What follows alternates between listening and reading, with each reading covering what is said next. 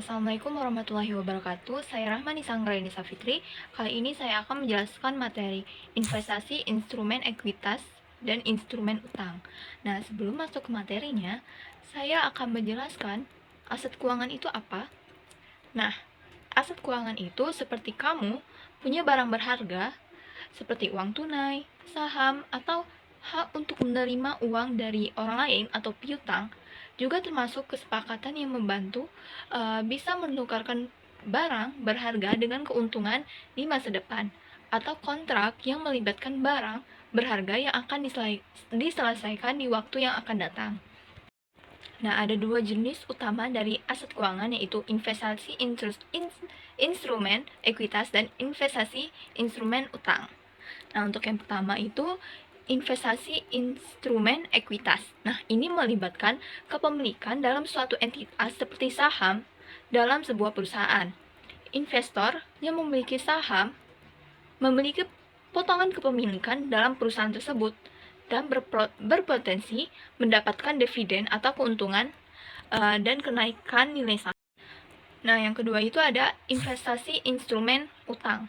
Nah, ini melibatkan pembelian surat berharga seperti obligasi atau pinjaman yang dikeluarkan oleh pihak lain.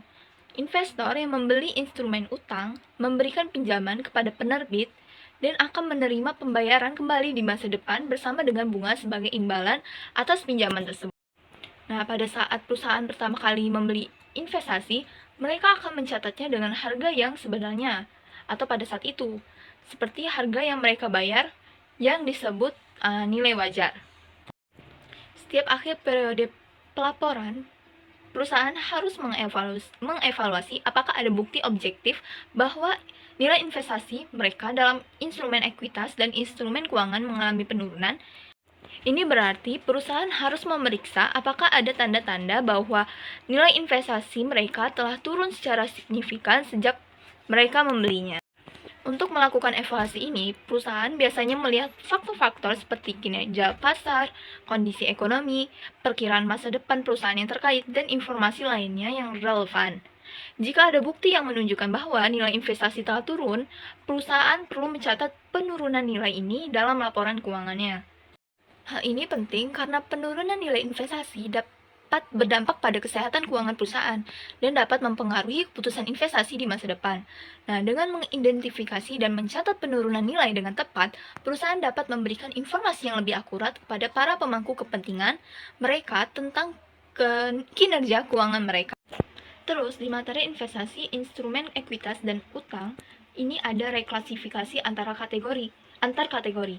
Nah, reklasifikasi antar kategori adalah ketika sebuah aset atau liabilitas dipindahkan dari satu kategori ke kategori lain dalam laporan keuangan. Nah, misalnya itu jika aset awalnya dianggap sebagai aset tetap, kemudian dipindahkan ke aset yang diperdagangkan. Atau jika liabilitas awalnya dianggap sebagai hutang jangka panjang, kemudian dipindahkan menjadi hutang lancar. Nah, hal ini dapat dilakukan jika ada perubahan dalam status atau penggunaan aset atau liabilitas tersebut.